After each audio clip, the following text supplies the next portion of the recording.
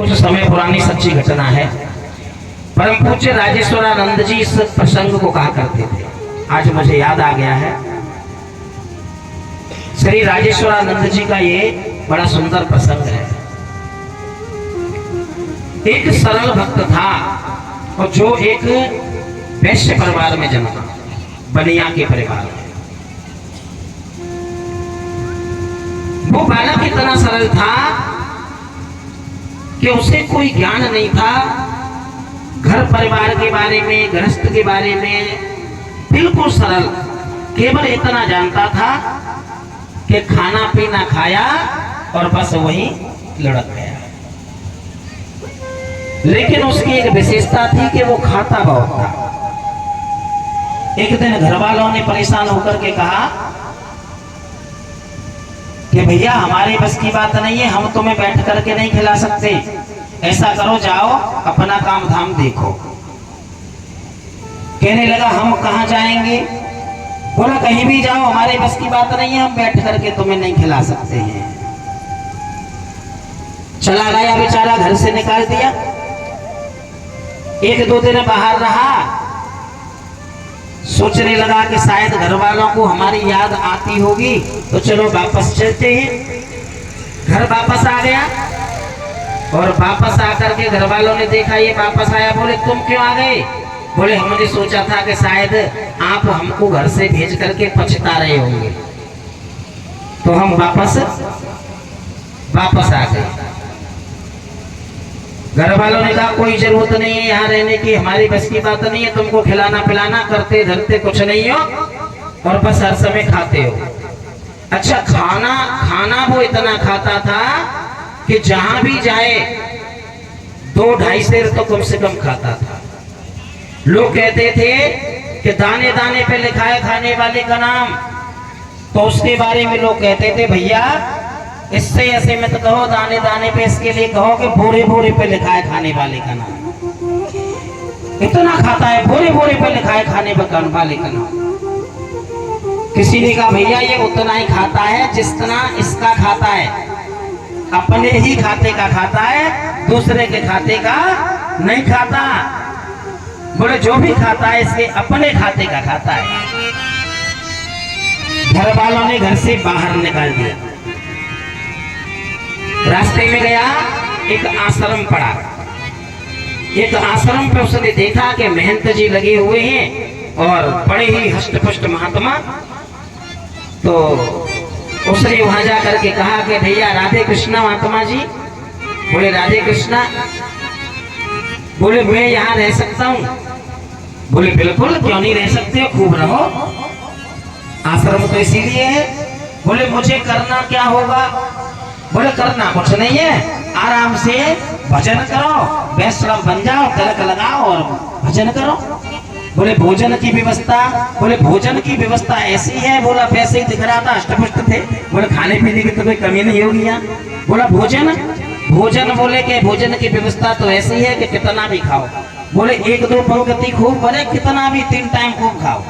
बोले इससे बढ़िया कौन सी व्यवस्था है, आराम से खाना तो उसे चाहिए। आश्रम में रहने लगा, गुरुजी ने मंत्र दे दिया, वैष्णव बन गया। अब तो पूजा करता है और आराम से खूब 1-2 पंक्ति खूब भोजन करता है। महीने के पक्ष में जब एकादशी का दिन आता है, तो एकादशी का दिन आश्रम में आया और एकादशी में सब व्रत रहते हैं। एकादशी में भगवान का भोग अन्न का नहीं लगता। तो आज तो कहीं रसोई नहीं बन रही थी। अब वो तो इतना खाता था कि उससे तो बिल्कुल नहीं रहा जाए, 3 टाइम भोजन करता था। जब उसने देखा कि कहीं रसोई में कुछ नहीं है, भंडारे में कोई हलचल नहीं है, तो सीधा दौड़ा गया गुरुजी के पास। बोला गुरुजी आज भोजन नहीं बनेगा? गुरुजी कहने लगे तुझे पता नहीं आज एकादशी है? अरे आश्रम में एकादशी के दिन भोजन नहीं बनता है। वो कहने लगा गुरुजी अगर आज तुमने हमारी एकादशी करवा दी तो हम तो कल की द्वादशी नहीं देख पाएंगे, हमारे बस की बात नहीं है, भूखा रहना। अब बताओ हम क्या करें? गुरुजी को कुछ दया आ गई।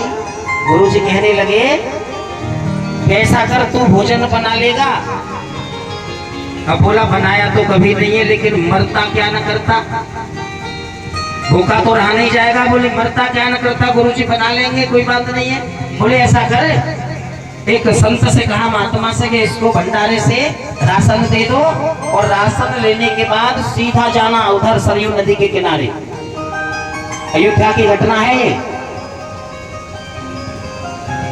सरयू नदी के किनारे पर जाना और वहीं जाकर के भोग बनाना आश्रम से दूर।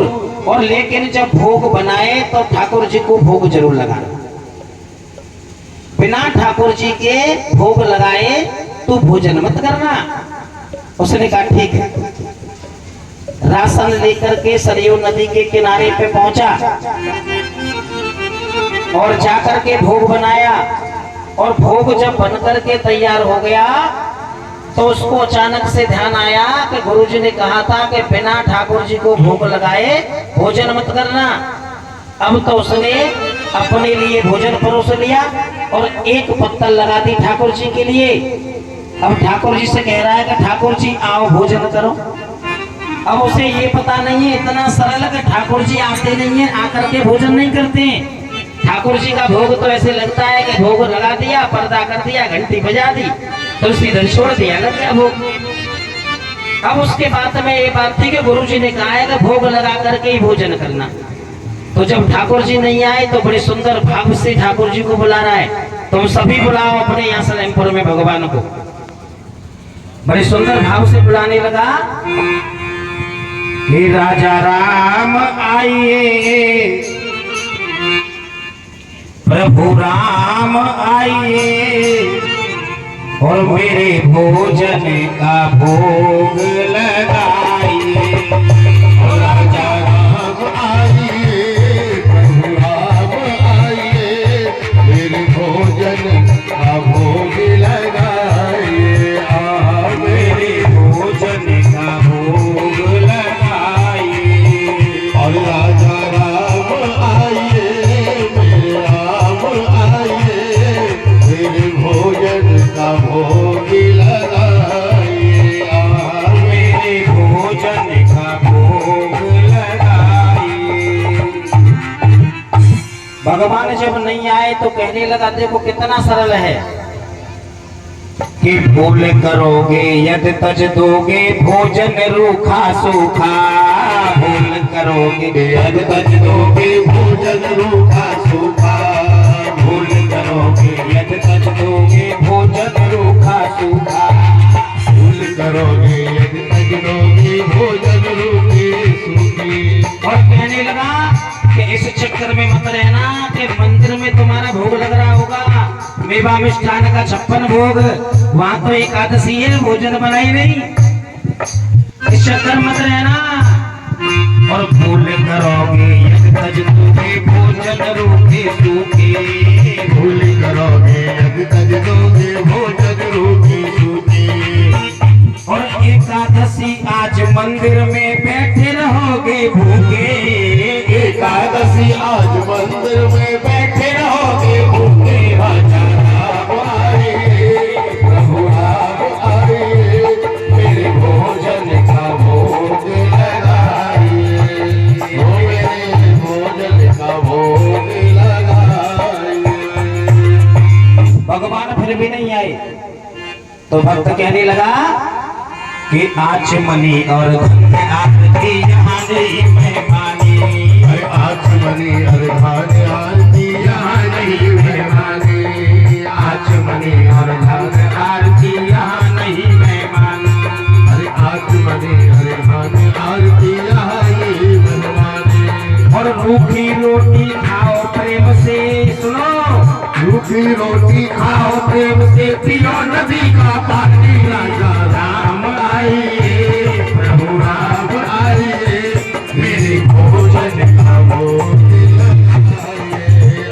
मेरे भोजन का भोग लगाइए। इतना सरल भक्त, भगवान भक्तों की सरलता पर रिझते हैं, क्योंकि भगवान ने कहा है कि निर्मल मन जन सोई मोहि पावा, और मोह कपट छल छिद्र न भाव आ। भगवान ने देखा कि सरल भक्त मुझे बुला रहा है, इसके मन में बिल्कुल कपट नहीं है, ये कुछ भी नहीं जानता भगवान आते या नहीं आते। भगवान रामचंद्र जी को तैयार हुए तो माता सीता ने देख लिया, बोले कहा, बोले मेरा एक सरल भक्त मुझे याद कर रहा है। सीता मैया बोली हमें भी ले चलो, कभी कभार तो अपने भक्तों से हमें भी मिलवा दिया करो। भगवान ने बोले चलो।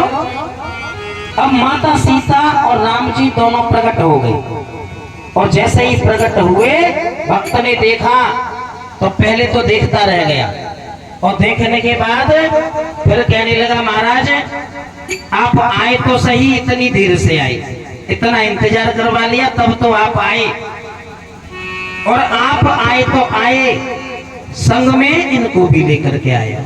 अरे हमने आपको बुलाया था कि तुम्हारे साथ में तुम्हारे परिवार को बुलाया था? अरे हमने तो एक ही का भोजन बनाया है, अब आप एक को बुलाया, दो आए, अब दो का भोजन हम कहां से लाएंगे? अरे इसका मतलब है कि तुम आज हमारी एकादशी थोड़ी बहुत तो करवाई दोगे।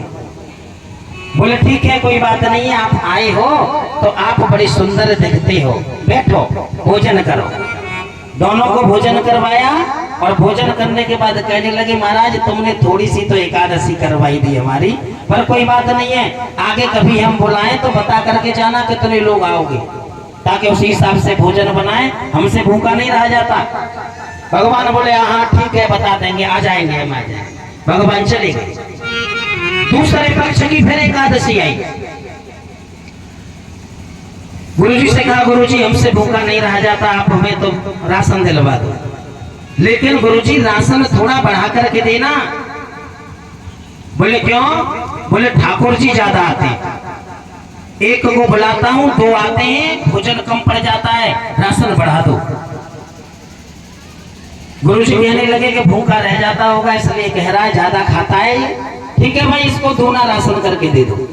राशन बढ़ा दिया, और दूना राशन लेकर के सरयू नदी पर पहुंचा, और भोजन बनाने के बाद फिर बड़े भाव से बुलाने लगा, आप सभी भगवान को बुलाओ कि राजा राम आइए प्रभु। पहले बुला रहा था राम जी को, लेकिन अब सीता मैया साथ में आई थी तो अब सीता और राम दोनों को बुलाएगा।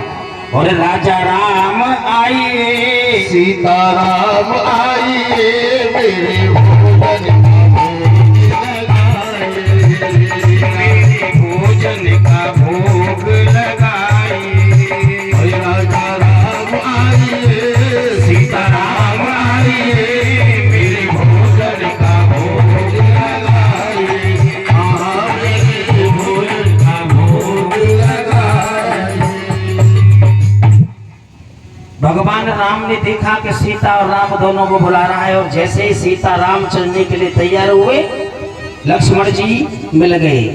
बोले महाराज कहाँ जा रहे हो? कि हमारा सरल भक्त बुला रहा है। बोले हमें भी ले चलो। बोले तुम भी चलो। आज राम लक्ष्मण और सीता तीनों प्रकट हो गए। भक्त ने देखा तो एकदम से टेढ़ी नजर से देखने लगा। बोले आहा, एक को बुलाया दो आए, और दो को बुलाया तीन आए। अरे हमने तुम्हारा ठेका लिया है महाराज के, तुम्हारे पूरे खानदान का ठेका लिया है। अरे हमारी फिर भी तुम थोड़ी कुछ न कुछ एकादशी कराई दोगे, हम तो आज फिर भी भूखे ही रह जाएंगे। लेकिन कोई बात नहीं, आप बड़ी सुंदर दिखते हो, बैठो भोजन करो। पत्थर डाल दी, सबके लिए भोजन करवाया, खुद भी भोजन किया।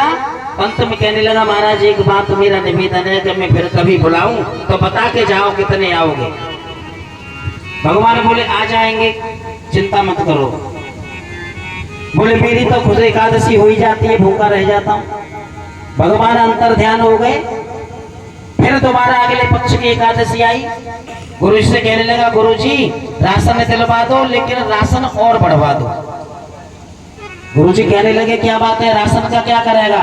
क्या गुरुजी ठाकुर जी ज्यादा आते हैं, एक को बुलाया दो आए, दो को बुलाया तीन आए, राशन कम पड़ जाता है, राशन बढ़ा दीजिए। गुरुजी ने कहा कि इसका मतलब है ये अब खाता तो नहीं होगा, खा नहीं पाता है, ये जरूर इसको बेच देता होगा। गुरुजी के मन में कपट था, गुरुजी का मन निर्मल नहीं था। तो गुरुजी कहने लगे कि ये राशन बेचता होगा। उन्होंने कहा कि इसको दूना राशन करके दे दो। और आज गुरुजी ने सोचा कि आज मैं इसका पीछा करूंगा। राशन दे दिया, राशन लेकर के पहुंचा सरयू नदी के किनारे। पीछे पीछे गुरुजी आकर के छुप के बैठ गए।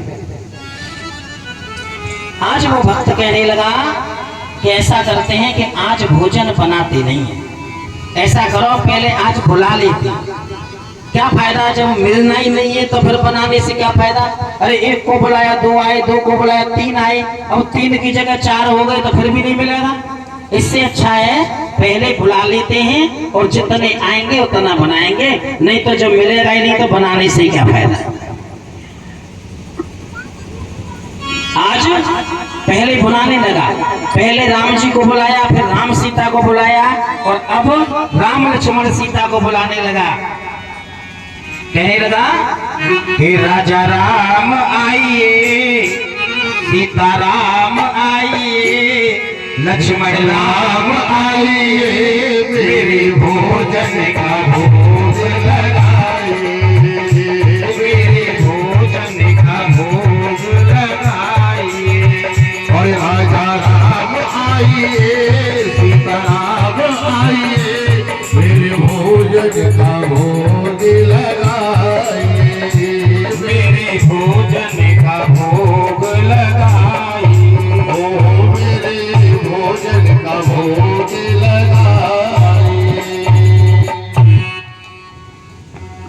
आज जब भगवान राम लक्ष्मण सीता चलने लगे तो हनुमान जी भी कहने लगे हमें भी ले चलो। भरत शत्रुघ्न हनुमान जी सुग्रीव जामवंत पूरा का पूरा राम दरबार सरयू नदी के तट पर प्रकट हो गया।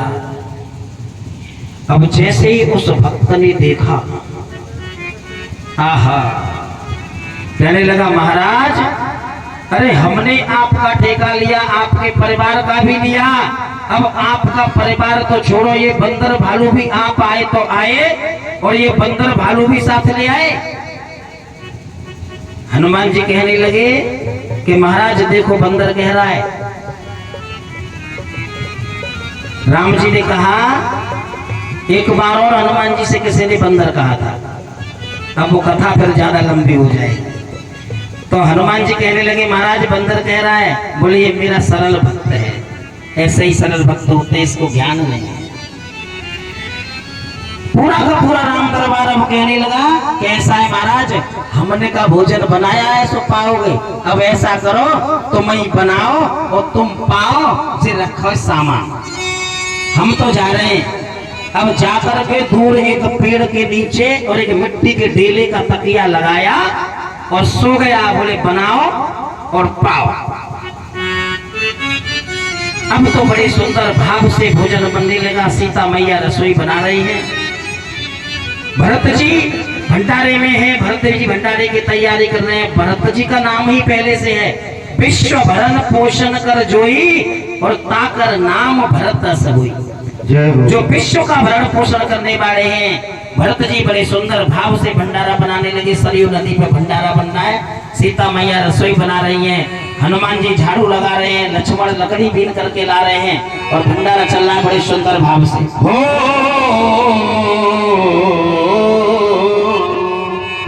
हरि भरत जी भंडारे बनाने लगे, भरत जी भंडारे बनाने लगे, भरत जी भंडारे बनाने लगे, भरत जी भंडारे बनाने लगे, भरत जी भंडारे बनाने लगे, भरत जी भंडारे बनाने लगे, ओ भरत जी भंडारे बनाने लगे, भरत जी भंडारे बनाने लगे।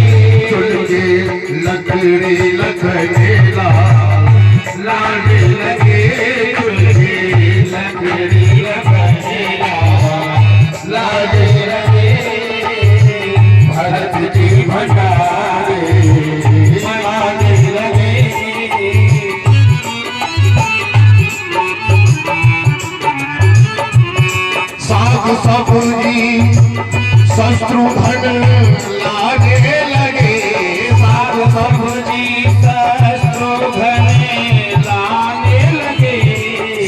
सब्जी शत्रुघ्न लाने लगे, साग सब्जी शत्रुघ्न लाने लगे। और हनुमान जी क्या कर रहे हैं?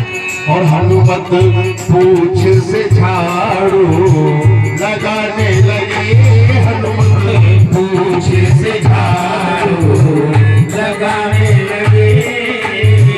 भरत जी भंडारे बनाने लगे, भरत जी भंडारे बनाने लगे, भरत जी भंडारे बनाने लगे। लकीरी लखने लाल लाने लगे, चुनके लकीरी लखने लाल लाने लगे, भरत जी भंडारे बनाने लगे।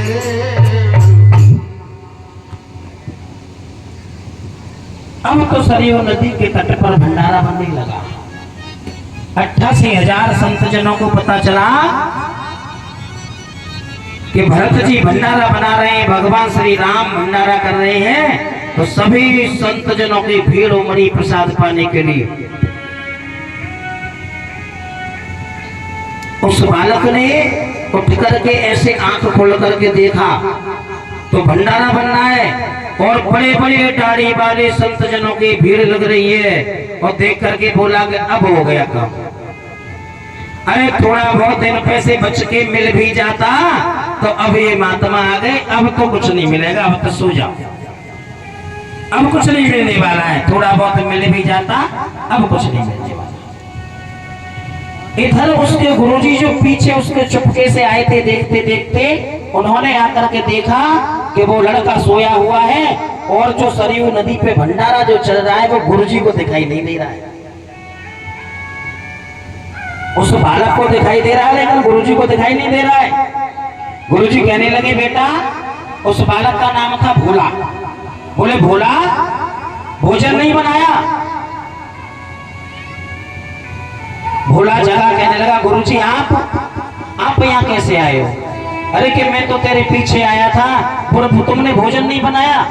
बोले, तुम्हें पता नहीं, देखो कितना बड़ा भंडारा चल रहा है, राम भगवान भंडारा कर रहे हैं, पूरा राम दरबार लगा हुआ है, बंदर भालू सब लगे, और देखो कितना भीड़ लगी है संतों की, भंडारा चल रहा है। गुरुजी बोले, कहाँ भंडारा चल रहा है भैया, मुझे तो कुछ दिखाई नहीं देता। आज गुरुजी की बात कुछ समझ में आई कि इससे कुछ दिखाई दे रहा है और मुझे दिखाई नहीं दे रहा है। गुरुजी कहने लगे, भोला, एक काम कर, अगर तू कुछ मुझे गुरु दीक्षा देना चाहता है तो ऐसा कर कि अपने भगवान से, अपने ठाकुर जी से जाकर के पूछ कि तुम मुझे दिखाई तो दे रहे हो लेकिन मेरे गुरुजी को दिखाई क्यों नहीं दे रहे हो। आज वो गया, उसने भगवान से कहा, भगवान एक बात बताओ कि आप सब मुझे दिखाई दे रहे हो लेकिन मेरे गुरुजी को दिखाई क्यों नहीं दे रहे। भगवान ने बड़ा सुंदर जवाब दिया कि बेटा, तुम्हारे गुरुजी का मन निर्मल नहीं है, तुम्हारे गुरुजी सरल नहीं है, तुम्हारे गुरुजी के मन में कपट है। ऐसा नहीं कि विद्वान और ज्ञानी होने के बाद व्यक्ति सरल हो जाए, उसके अंदर उसकी विद्वानता का अहंकार हमेशा बना रहता है तो वो सरल नहीं हो पाते।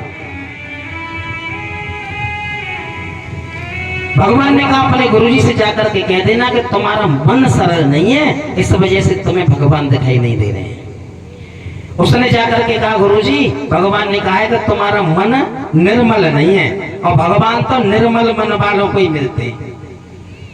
आज गुरुजी की आंखें खुल गई, गुरुजी के आंखों से आंसू बहने लगे, और आंसू बहते बहते गुरुजी के अंदर से विकार भी बह गए, और गुरुजी का मन जैसे ही निर्मल हुआ तो पूरा का पूरा राम दरबार गुरुजी की आंखों के सामने प्रकट हो गया।